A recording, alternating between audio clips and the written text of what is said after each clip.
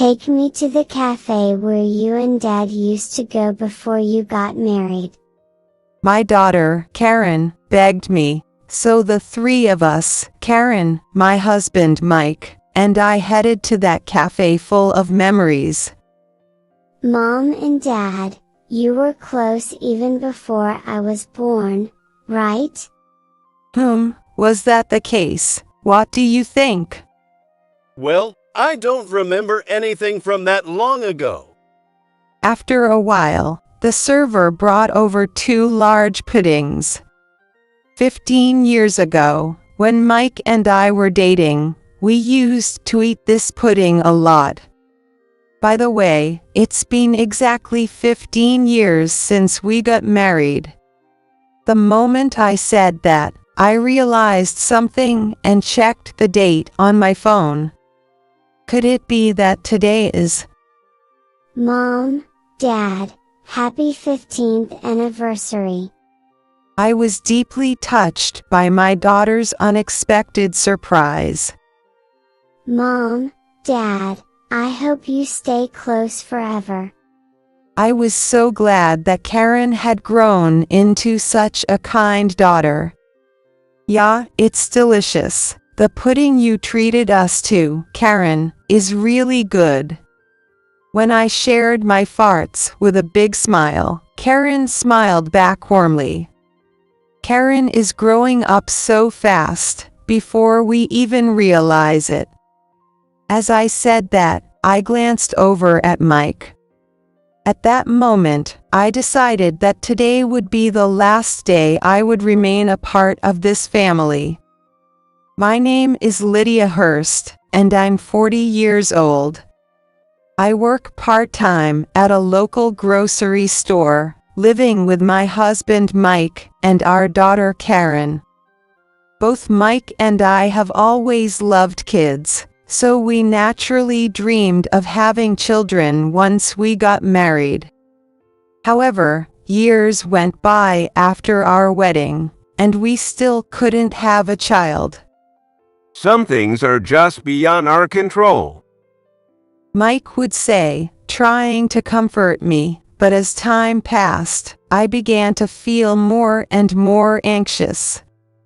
Even though we went to the doctor and found no issues with either of us. Knowing that it was still possible, Mike and I often visited the nearby church to pray whenever we had the chance. Mike was always supportive, but his parents treated me harshly. Lydia, still no kids? We don't know how much longer we have, and we'd love to see a cute grandchild soon. Every time my mother-in-law visited our apartment, she would greet me with these words.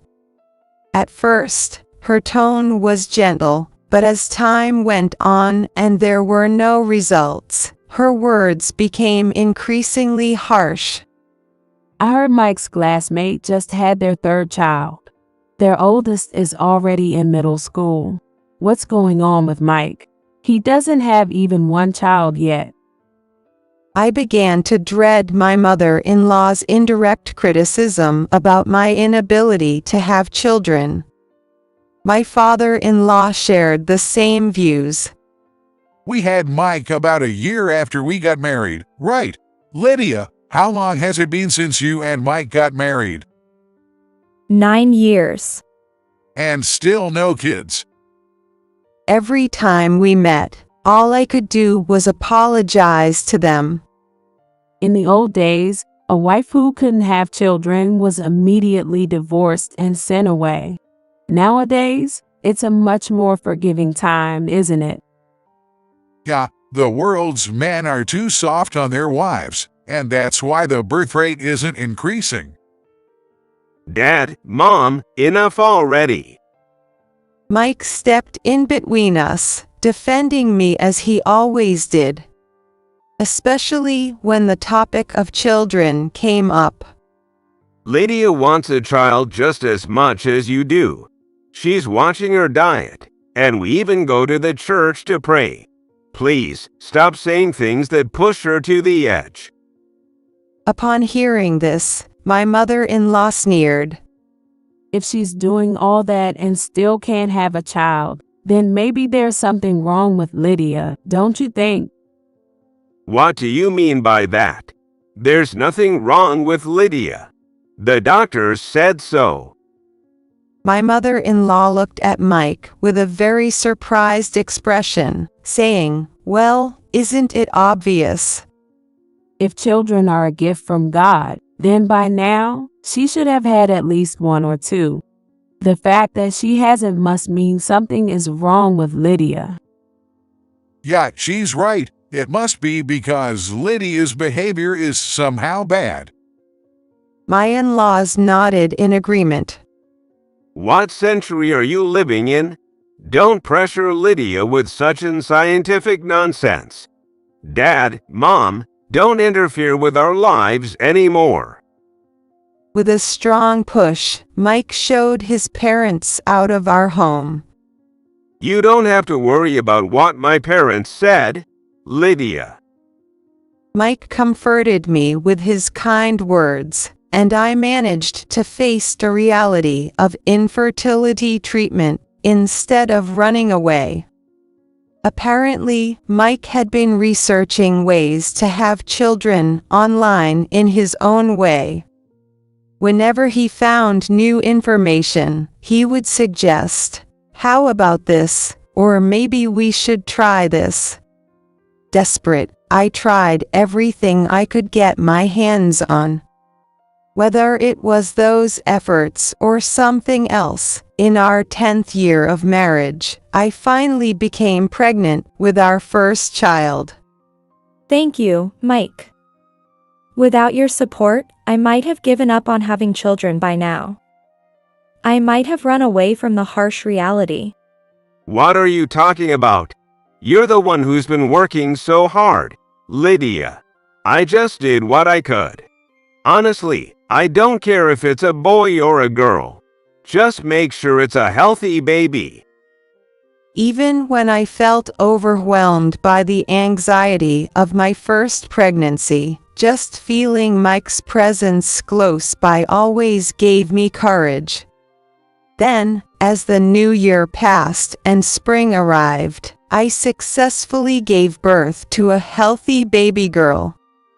Mike and I wanted our child to grow up to be pure and kind, so we named our daughter Karen. Holding our newborn baby in my arms, her eyes, nose, and mouth were still so tiny and not fully formed.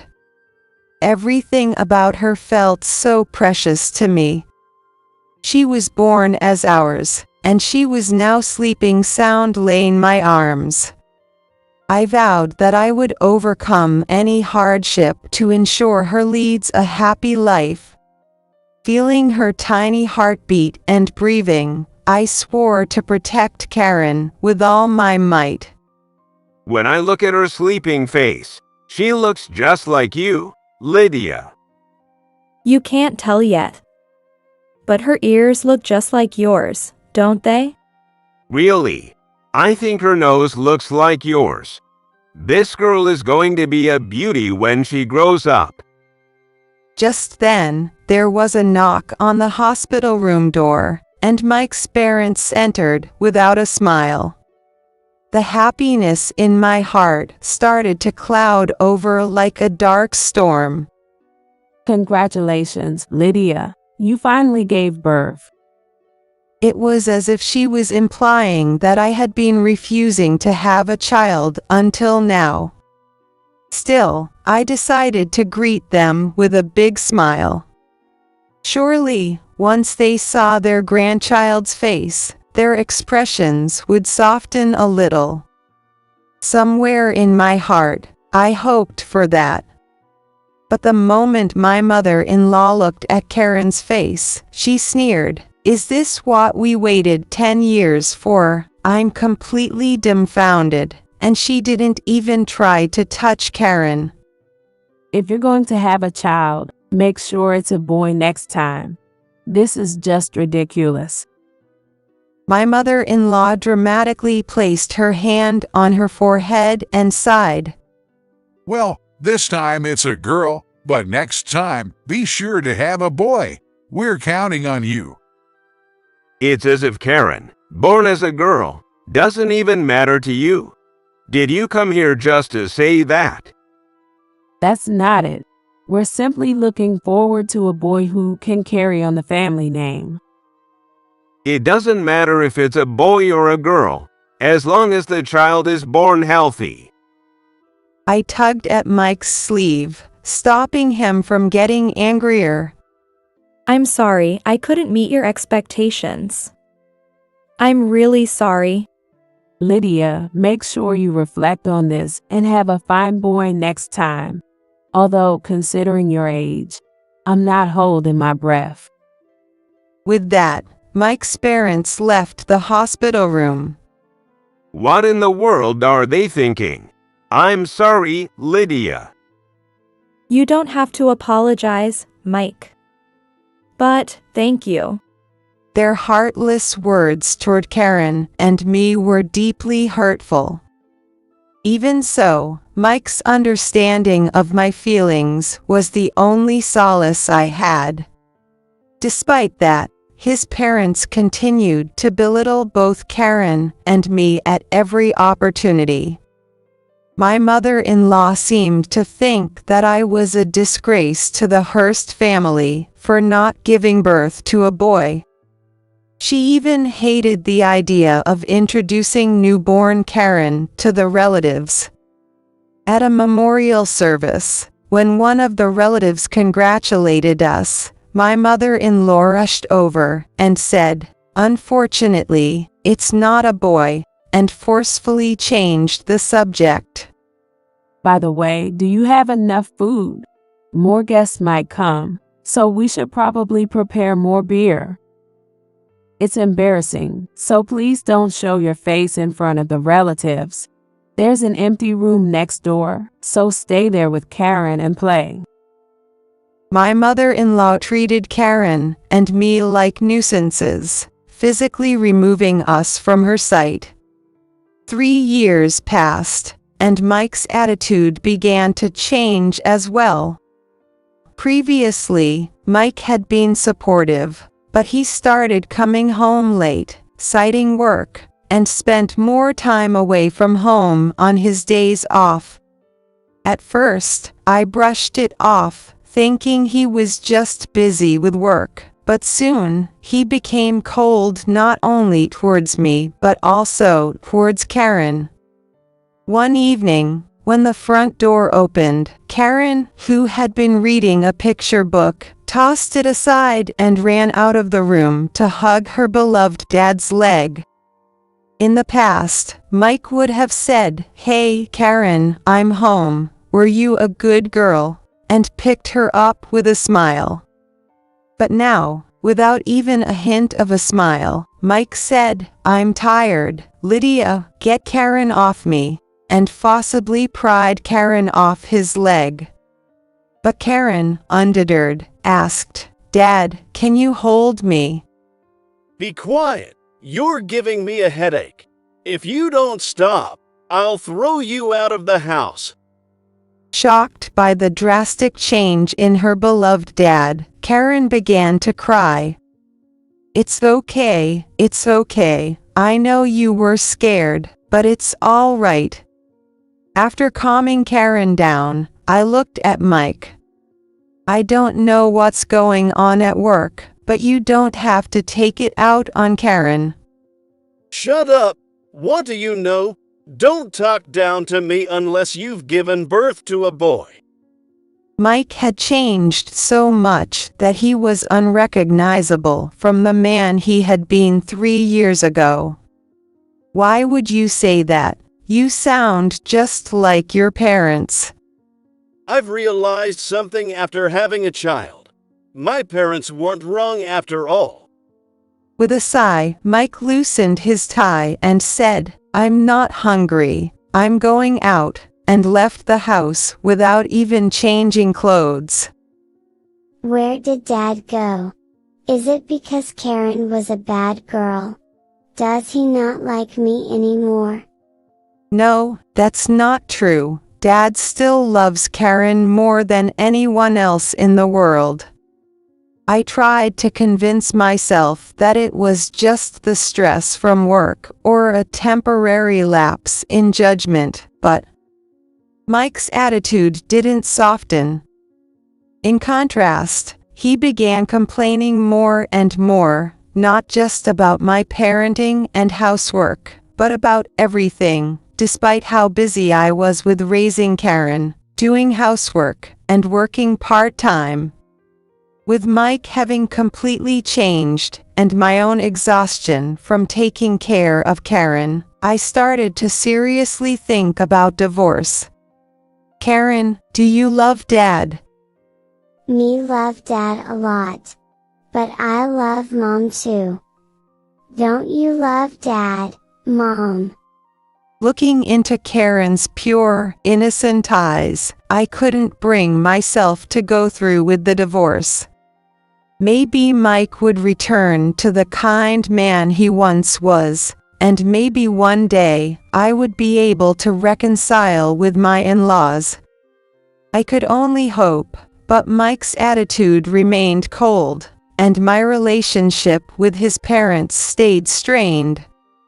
Mike stopped coming home regularly, and even on Karen's 5th birthday, he didn't send a single message.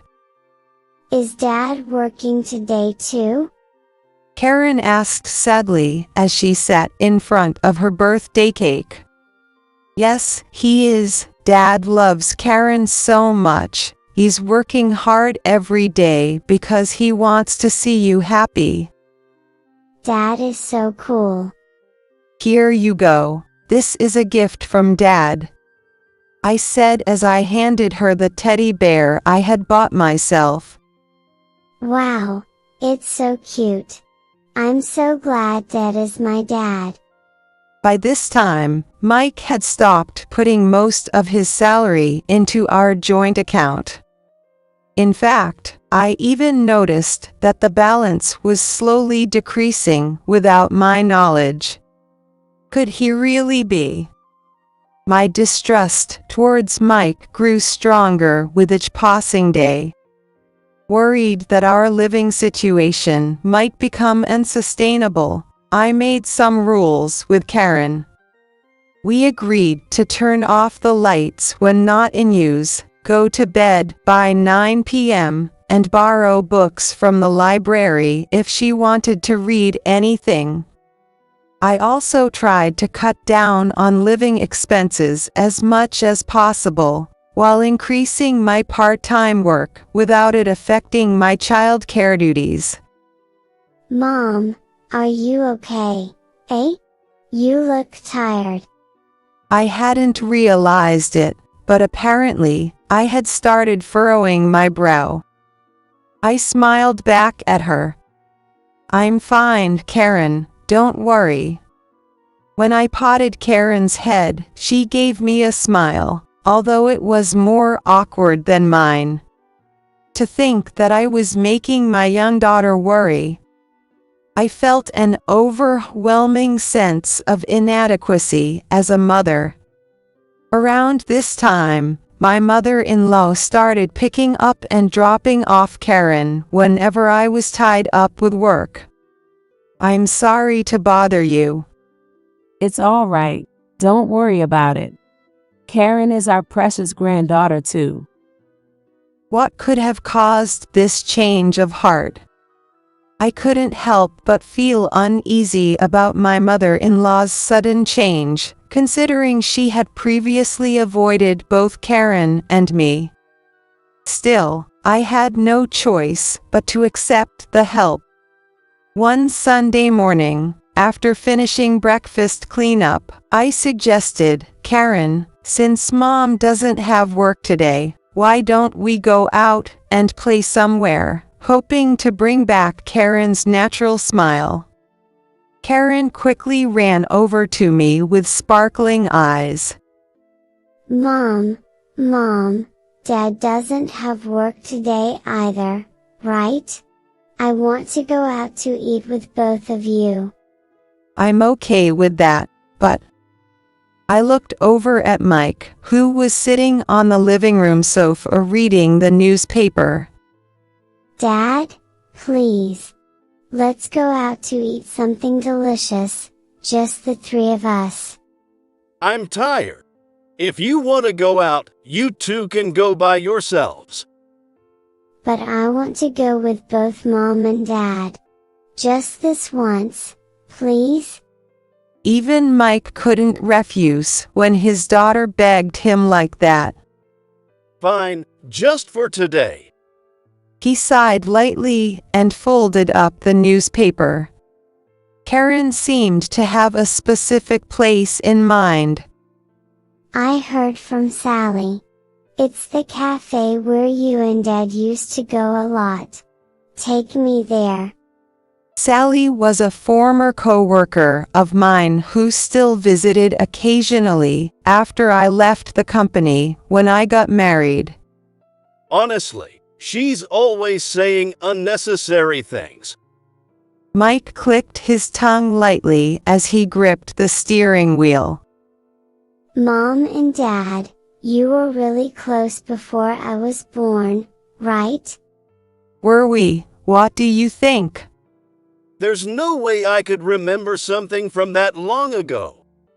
Mike ended the conversation abruptly, but my face softened as I reminisced about those times. Oh. Mom, you're smiling.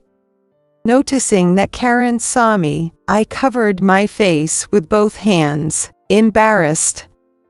That's creepy. Why are you so embarrassed? Mike scolded me, and the nostalgic feeling disappeared in an instant. When we entered the cafe, there was a reserved sign on a table by the window. Karen pulled my hand and said, "This way," rushing over to the table.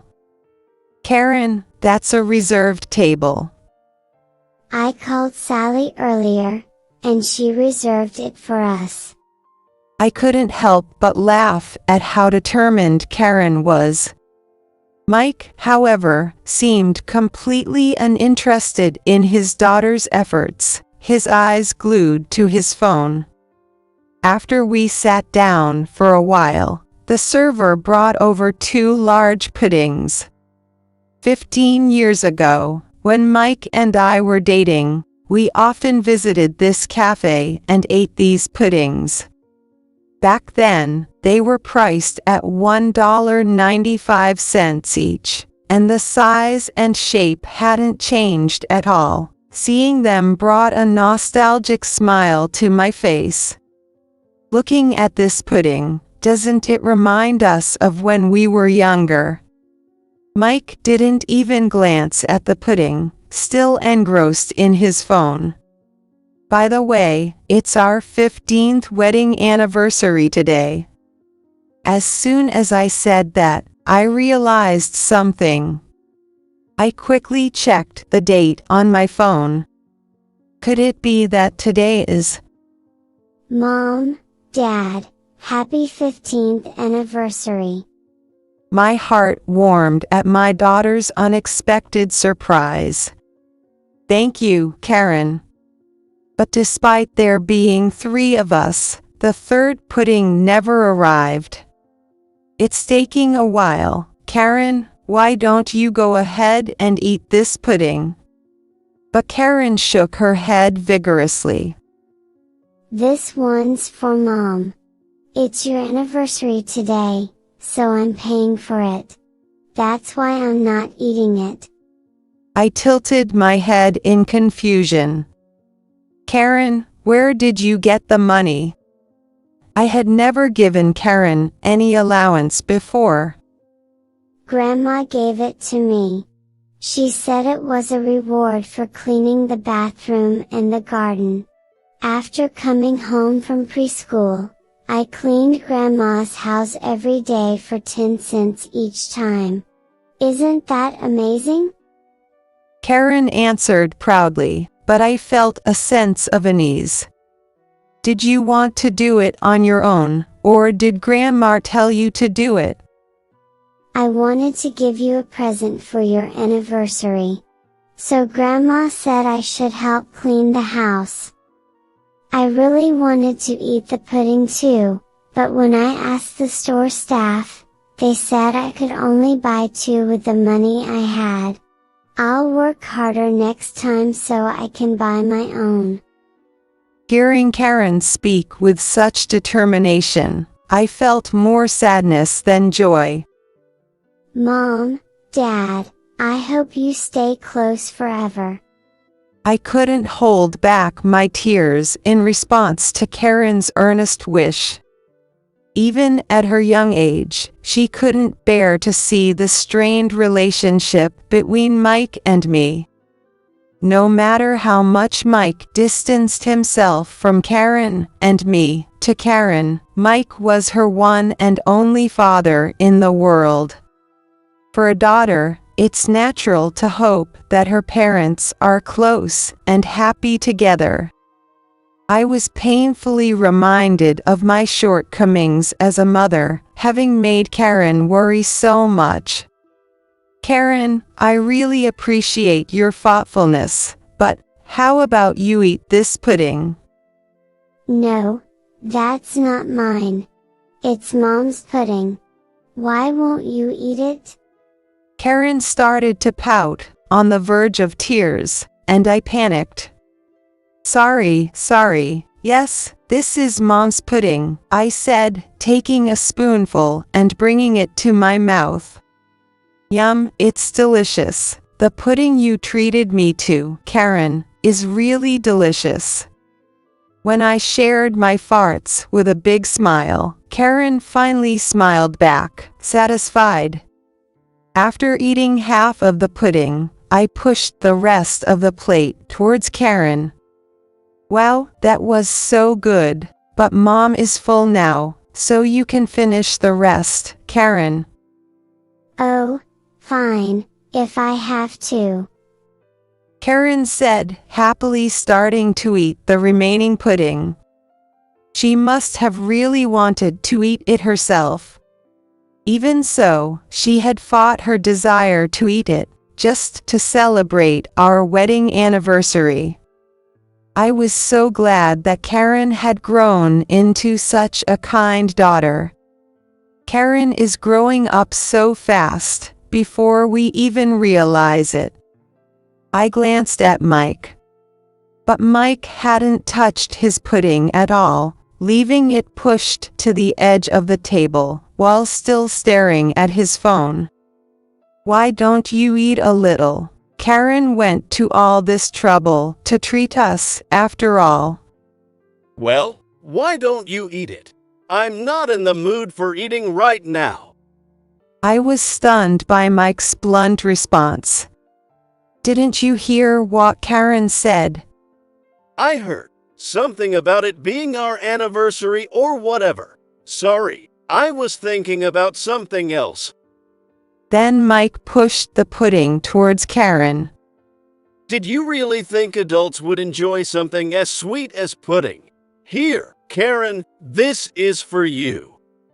There's no need to say it like that. You should just appreciate Karen's kindness. Well, I'd be a lot happier staying home and sleeping than being treated to pudding. I couldn't suppress my anger at Mike's nerve, being so indifferent without even thanking his daughter. Is that how you treat your daughter? Mike didn't even glance up from his phone and continued to ignore us. Dad, do you hate me? Tears welled up in Karen's eyes as she realized her father wasn't paying attention to her. Sorry, Dad's busy right now, so don't talk to me. I want to go home. Karen's voice trembled as she spoke. Yeah, let's go home. Mike stood up casually, not noticing Karen's feelings at all. A father with no trace of kindness like this isn't someone Karen needs. All my feelings toward Mike vanished in an instant. Even after we got home, Karen's bright morning demeanor had completely changed. She remained downcast the entire time. Mike was so glued to his phone that he didn't even notice our daughter's change in mood. I opened the drawer in the room, quickly stashed the emergency savings I had been secretly saving since we got married into my handbag, and rushed out of the house to the detective agency in the neighboring town. A month later, I was called to the detective agency, where the investigator revealed a shocking truth to me. Your husband is definitely cheating. Photos of Mike enjoying meals with a young woman and entering and leaving a hotel were spread across the desk. So, it was as I suspected. Somewhere deep down, I had been preparing myself for this. Seeing those photos didn't shake me at all. What did surprise me was that Mike wasn't just involved with one woman. It seems there wasn't just one particular woman. He's been using dating apps and social media to hook up with women, and most of these encounters were just one-time flings. Still, the fact that Mike had betrayed both Karen and me remained unchanged. I immediately went to pick up Karen from preschool, and instead of returning home, we headed straight to the train station. Aren't we going home? Grandma and Grandpa are waiting for us. They are really excited to see you, Karen. What about Dad? Isn't he coming with us? I couldn't bring myself to answer her question. When we arrived at my parents' house, I immediately mailed the completed divorce papers to Mike. What do you mean, divorce? 3 days later, it seemed Mike had received the papers, and he called me. What do you think it means? Don't mess around. Just bring Karen and come home right now. Neither Karen or I have any intention of ever returning to your house. Without reflecting on his actions, Mike began to blame Karen and me. Just take back the divorce. If you come back now, I'll forgive you this time. As soon as we hang up, come home. Got it? Understand? Are you done talking? You. I know about your secret meetings with multiple women. I have plenty of evidence. I could hear the panic in Mike's voice on the other end of the line. The cheating is one thing, but what I can't forgive is how you've treated Karen. What do you mean? How I treated her? You haven't contributed to the household income for years. On top of that, you've been withdrawing large sums of money from our joint account every month. Did you really think I wouldn't notice? Wasn't that account something we agreed to set up together for Karen's future? And you've been dipping into it. What on earth were you thinking? I was just borrowing a little. I was going to pay it back. Mike hastily made an excuse, but the amount was far too large, and the duration far too long, for it to be just a little borrowing. You've been buying expensive gifts for women you fancy, haven't you? I know all about it. I have nothing more to say to you. Just then, Karen came over and leaned close to the phone. I hate you, Dad. Bye-bye, Dad. Karen, how about we go to the amusement park tomorrow with Dad? Mike was still saying something, but I hung up the phone and immediately blocked his number. Since Mike and his parents refused to accept the divorce, the matter went to court. The reason Mike resisted the divorce wasn't out of lingering feelings for me or Karen, but because he was worried about how it would look to others. However, the evidence of Mike's infidelity, which I had the detective gather, was the decisive factor, and my case was fully upheld. Ironically, Mike's affair began when he was researching fertility treatments. He happened to come across an ad for a dating app on social media. At first, he looked at the app out of curiosity, but ended up finding a woman he liked. He began exchanging light messages with her, just to distract himself from his daily stress. But eventually, he lost control and started meeting with her in person. I never imagined meeting so many different women could be so much fun. Once he realized he had lost the case, Mike muttered this in a resigned tone.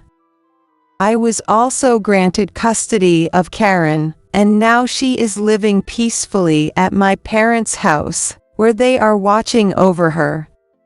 It turns out that my mother-in-law's insistence on making a 5-year-old do housework had been the subject of bad rumors in the neighborhood for some time. Neighbors had even witnessed her forcing Karen to redo the cleaning whenever she found even a few dead leaves in the garden, despite Karen crying and refusing. When I learned that my mother-in-law's sudden change of heart towards Karen was only to use her as a servant, I couldn't stop my tears. To make matters even more pressing for them, after I divorced Mike and took Karen with me, the scrutiny and criticism towards Mike's parents from those around them only intensified. Mike and his parents, now living with the weight of their guilt, still had to work under the cold stares of their colleagues to pay the alimony and child support owed to me and Karen. On the other hand, my parents adore Karen with all their hearts. You'll be in elementary school soon. How about we go backpack shopping together this Saturday? Or would you rather go to the aquarium? Tonight, let's have a barbecue with the vegetables Grandpa harvested. Karen, I know it's your favorite, so make sure you eat a lot. In the beginning, Karen sometimes cried out of loneliness for her father, but lately, my parents have been doing everything they can to bring back her smile, trying to fill that void. Thanks to them, Karen has stopped putting on those forced, unnatural smiles to make me feel better. Now, she shows a truly genuine, childlike, and sweet smile from the bottom of her heart. As I watch Karen's radiant smile, I'm filled with a deep desire to protect her pure, gentle spirit forever.